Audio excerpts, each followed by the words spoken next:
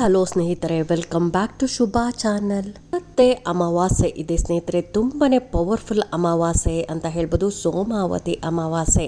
ಹಾಗಾಗಿ ನೀವು ಇದಕ್ಕೆ 3 ನಿಂಬೆ ಹಣ್ಣುಗಳು ಬೇಕಾಗುತ್ತೆ. ಇದನ್ನು 3 ಥರವಾಗಿ ನಾವು ಯಾವ ರೀತಿಯಾಗಿ ನಿಂಬೆ ಹಣ್ಣಿನಿಂದ ದೃಷ್ಟಿ ತೆಗಿಬೇಕು, ನಮಗಾಗಿರುವಂಥ ದೃಷ್ಟಿ ಆಗ್ಬೋದು, ಮನೆಗಿರುವಂಥ ಕೆಟ್ಟ ದೃಷ್ಟಿ ಇರ್ಬೋದು, ಅಥವಾ ಮನೆಗಾಗಿರುವಂಥ ಮಾಟ ಮಂತ್ರ, ಹಣದ ಸಮಸ್ಯೆ, ಮನೆಯಲ್ಲಿ ಸಣ್ಣ ಪುಟ್ಟ ಜಗಳಗಳು ಆಗ್ತಾ ಇದ್ರೂ ಕೂಡ ನಿವಾರಣೆ ಆಗುತ್ತೆ. ಹಾಗಾಗಿ ನಾನಿಲ್ಲಿ 3 ಥರದ ರೆಮಿಡಿನ ತೋರಿಸ್ಕೊಡ್ತಾ ಇದ್ದೀನಿ. ವಿಡಿಯೋ ಪೂರ್ತಿಯಾಗಿ ನೋಡಿ. ದೃಷ್ಟಿ ಆದರೆ ಮನೆಯಲ್ಲಿ ಏನೆಲ್ಲ ಆಗುತ್ತೆ ಅಂತ ತಿಳಿಸ್ಕೊಡ್ತಾ ಇದ್ದೀನಿ.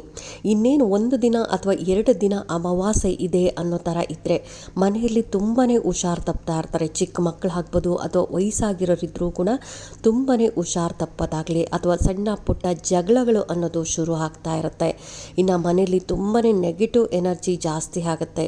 ಇದರಿಂದ ನಿಮಗೆ ಏನೇ ದುಡಿದ್ರೂ ಹಣ ಕೈಯಲ್ಲಿ ನಿಲ್ತಾ ಇಲ್ಲ, ತುಂಬಾ ಕಷ್ಟಪಟ್ಟು ದುಡಿತಾ ಇದ್ದೀನಿ ಆದರೂ ಹಣ ಕೈಯಲ್ಲಿ ನಿಲ್ತಾ ಇಲ್ಲ ಅಂತ ತುಂಬ ಜನ ಹೇಳ್ತಾ ಇರ್ತಾರೆ. ಇನ್ನು ಮನೆಯಲ್ಲಿ ನಿದ್ರೆ ಬರದೇ ಇರೋದಾಗ್ಬೋದು ಅಥವಾ ಎಷ್ಟೇ ಹಣ ದುಡಿದ್ರೂ ಕೈಯಲ್ಲಿ ನಿಲ್ಲಲ್ಲ ಅನ್ನೋದಾಗ್ಬೋದು. ನಾವು ಸಾವಿರಾರು ರೂಪಾಯಿ ನಾವು ದುಡಿತಾ ಇದ್ದೀರಿ ಆದರೂ 1 ರೂಪಾಯಿ ಉಳ್ಸೋಕ್ಕಾಗ್ತಾ ಇಲ್ಲ ಅನ್ನೋದು, ಈ ರೀತಿಯಾದ ತುಂಬಾ ನೆಗೆಟಿವ್ ಎನರ್ಜಿ ಇದ್ದರೆ ಇದೆಲ್ಲ ಆಗುತ್ತೆ ಸ್ನೇಹಿತರೆ. ಹಾಗಾಗಿ ಈ ನೆಗೆಟಿವ್ ಎನರ್ಜಿಯನ್ನು ತೆಗಿಬೇಕು, ದೃಷ್ಟಿ ದೋಷವನ್ನು ತೆಗಿಬೇಕು ಅಂದರೆ ನಾವು ಅಮಾವಾಸ್ಯೆಯ ದಿನಗಳಲ್ಲಿ ಏನು ಮಾಡಬೇಕು ಅಂತ ತಿಳಿಸ್ಕೊಡ್ತಾ ಇದ್ದೀನಿ. ಇದಕ್ಕೆ 1 ನಿಂಬೆ ಹಣ್ಣು ಬೇಕಾಗುತ್ತೆ. ನಾನು ಈ ರೀತಿಯಾದ 2 ಹಣತೆಯನ್ನು ತೊಗೊಂಡಿದ್ದೀನಿ.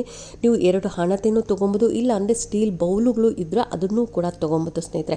ಮಣ್ಣಿನ ಹಣತೆ ಇದ್ದರೆ ತೊಗೊಳ್ಳಿ, ಇಲ್ಲಾಂದರೆ ಸ್ಟೀಲ್ ಬೌಲ್ ತೊಗೊಬೇಕಾಗುತ್ತೆ. ಅದರಲ್ಲಿ ನೀವು ಕಲ್ಲುಪ್ಪನ್ನು ಹಾಕಿ ಪೂರ್ತಿಯಾಗಿ ಕಲ್ಲುಪ್ಪನ್ನು ತುಂಬಬೇಕಾಗತ್ತೆ. ಇನ್ನು 1 ನಿಂಬೆ ಹಣ್ಣು ತೊಗೊಂಡು ಈ ರೀತಿಯಾಗಿ 2 ಹೋಳುಗಳನ್ನು ಮಾಡ್ಕೋಬೇಕಾಗತ್ತೆ. ಕಟ್ ಮಾಡ್ಕೊಂಡು 2 ಹೋಳು ಮಾಡಿ ಒಂದಕ್ಕೆ ಅರಿಶಿನ ಪೂರ್ತಿಯಾಗಿ ತುಂಬಿ ಇನ್ನೊಂದಕ್ಕೆ ಕುಂಕುಮವನ್ನು ತುಂಬಬೇಕಾಗತ್ತೆ.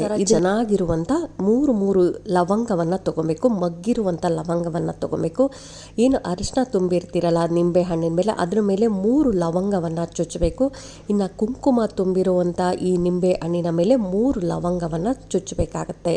ಆದಷ್ಟು ನೀವು ಈ ಅರಿಶಿನ ಕುಂಕುಮ ದೇವಸ್ಥಾನಗಳಲ್ಲಿ ತೊಗೊಂಬಂದ್ರೆ ತುಂಬಾ ಒಳ್ಳೆಯದಾಗುತ್ತೆ. ಯಾಕೆಂದರೆ ಅವರು ಅರ್ಚನೆ ಮಾಡಿಟ್ಟಿರ್ತಾರಲ್ಲ ಸ್ನೇಹಿತರೆ, ತುಂಬಾ ಪವರ್ಫುಲ್.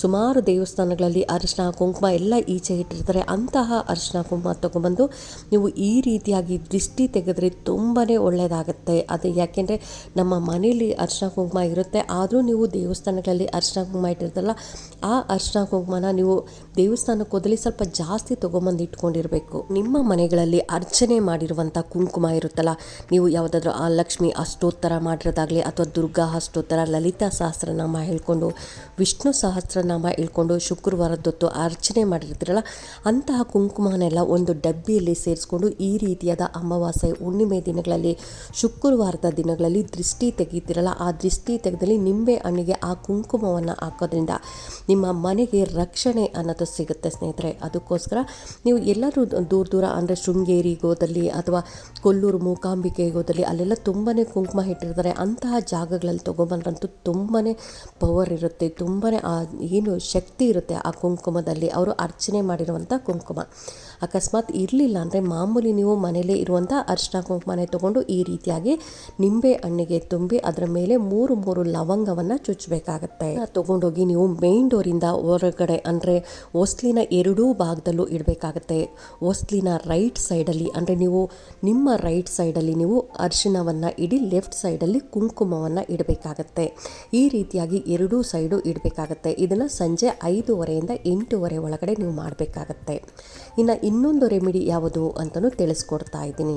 ಒಂದು ಚೆನ್ನಾಗಿರುವಂಥ ನಿಂಬೆ ಹಣ್ಣು ತೊಗೊಳ್ಳಿ, ಅದರ ಮೇಲೆ ರೆಡ್ ಪೆನ್ನು, ಬ್ಲೂ ಪೆನ್ನು ಹಾಗೆಯೇ ಗ್ರೀನ್ ಪೆನ್ನಲ್ಲಿ ಮಾತ್ರ ನೀವು ಈ 786 ಅನ್ನೋ ನಂಬರನ್ನು ಬರೀಬೇಕಾಗುತ್ತೆ. ತುಂಬಾ ಪವರ್ಫುಲ್ ಏಂಜಲ್ ನಂಬರ್ ಅಂತ ಹೇಳ್ಬೋದು. ಹಾಗಾಗಿ ಇದು ನಿಮ್ಮ ಹಣದ ಸಮಸ್ಯೆಯನ್ನು ಬಗೆಹರಿಯುತ್ತೆ ಸ್ನೇಹಿತರೆ. ಅದಕ್ಕಾಗಿ ಇನ್ನು ಇದ್ರ ಮೇಲೆ ಯಾವ ಮಂತ್ರವನ್ನು ಬರೀಬೇಕು, ಲಕ್ಷ್ಮೀ ಮಂತ್ರ ಇದು.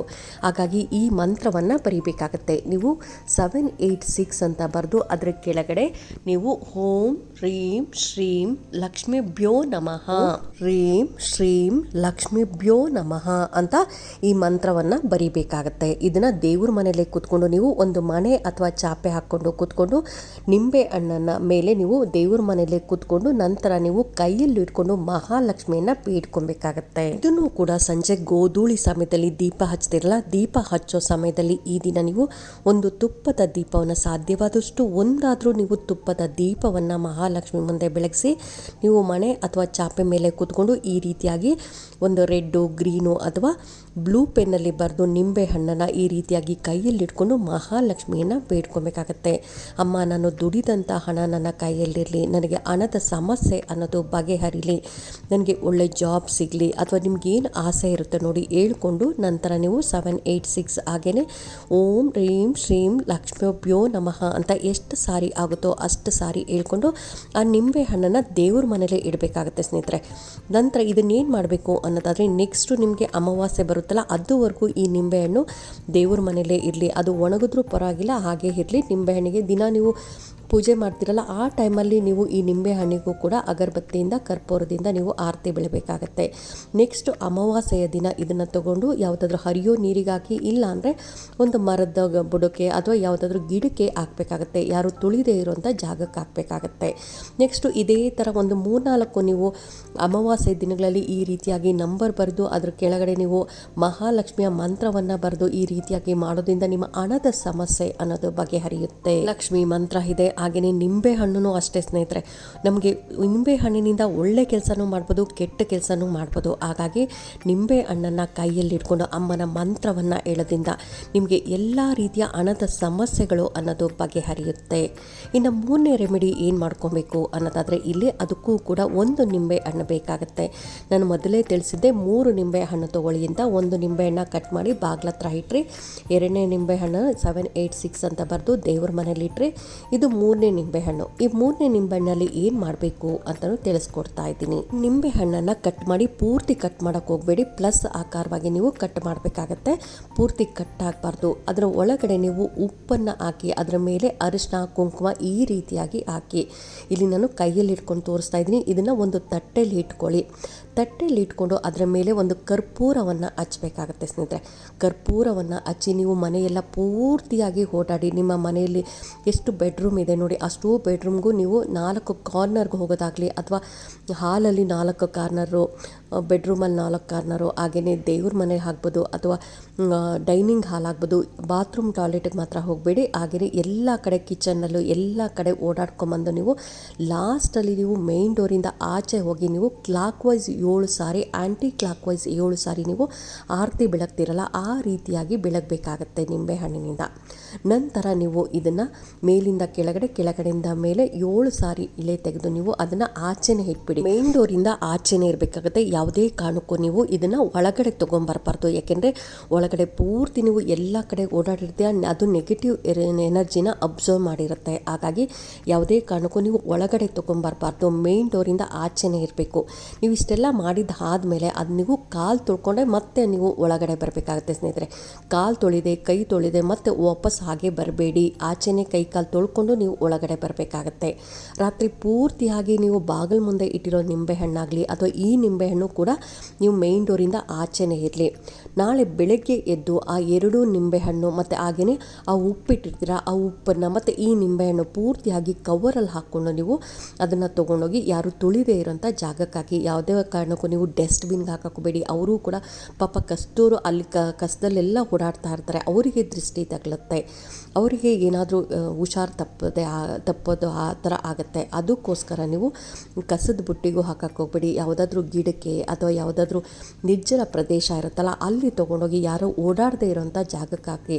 ಯಾಕೆಂದರೆ ನಾವೊಂದು ಸಣ್ಣ ತಪ್ಪು ಮಾಡೋದ್ರಿಂದ ನಮ್ಮಿಂದ ಬೇರೆಯವ್ರಿಗೆ ತೊಂದರೆ ಆಗಬಾರ್ದು. ಅದಕ್ಕೋಸ್ಕರ ನಾವು ಈಗ ಕಸದ ಗಾಡೀಲಿ ಹಾಕಿದ್ರಿಂದ ಆ ಕಸ ತೆಗಿಯೋರೆಲ್ಲ ಅಲ್ಲಿ ತುಳಿದಾಡಿರ್ತಾರೆ, ಅವರು ಕೂಡ ನಮಗೆ ನಮ್ಮ ಏನು ನೆಗೆಟಿವ್ ಎನರ್ಜಿ ಅವ್ರಿಗೆ ಹೋಗುತ್ತೆ. ಅದರಿಂದ ನಾವು ಯಾವುದು ನಿರ್ಜಲ ಪ್ರದೇಶಕ್ಕೆ ಹಾಕಬೇಕು ಸ್ನೇಹಿತರೆ. ಅದನ್ನು ಕವರಲ್ಲಿ ಹಾಕ್ಕೊಂಡು ನೀವು ಹಾಕಿ, ಅಥವಾ ನೀವು ಕೈಯಲ್ಲೂ ಮುಟ್ಟಕ್ಕೆ ಹೋಗ್ಬೇಡಿ. ಕೈಗೆ ಒಂದು ಕವರ್ ಹಾಕ್ಕೊಂಡು ಆ ಕವರ್ಗೆ ಅದನ್ನೆಲ್ಲ ಇದನ್ನೆಲ್ಲ ಹಾಕ್ಕೊಂಡು ತೊಗೊಂಡೋಗಿ ನೀವು ಆಚೆ ಹಾಕಿ ಮತ್ತು ನೀವು ಕೈಕಾಲು ಮುಖ ತೊಳ್ಕೊಂಡೆ ನೀವು ಮನೆ ಒಳಗಡೆ ಬರಬೇಕಾಗತ್ತೆ. ಯಾವುದೇ ಕಾರಣಕ್ಕೂ ಕೈಕಾಲು ತೊಳಿದೆ ನೀವು ಮನೆ ಒಳಗಡೆ ಬರಬೇಡಿ. ಯಾಕೆಂದರೆ ಮತ್ತೆ ನಿಮ್ಮ ಏನು ನೀವು ಕೈಯಲ್ಲಿ ಮುಟ್ಟಿರ್ತೀರಾ ಮತ್ತು ಅಲ್ಲೆಲ್ಲ ಓಡಾಡ್ಕೊಂಬಂದಿರ್ತೀರಾ, ಮತ್ತು ನೆಗೆಟಿವ್ ಎನರ್ಜಿ ನಿಮ್ಮ ಮನೆಗೆ ವಾಪಸ್ ಬರುತ್ತೆ.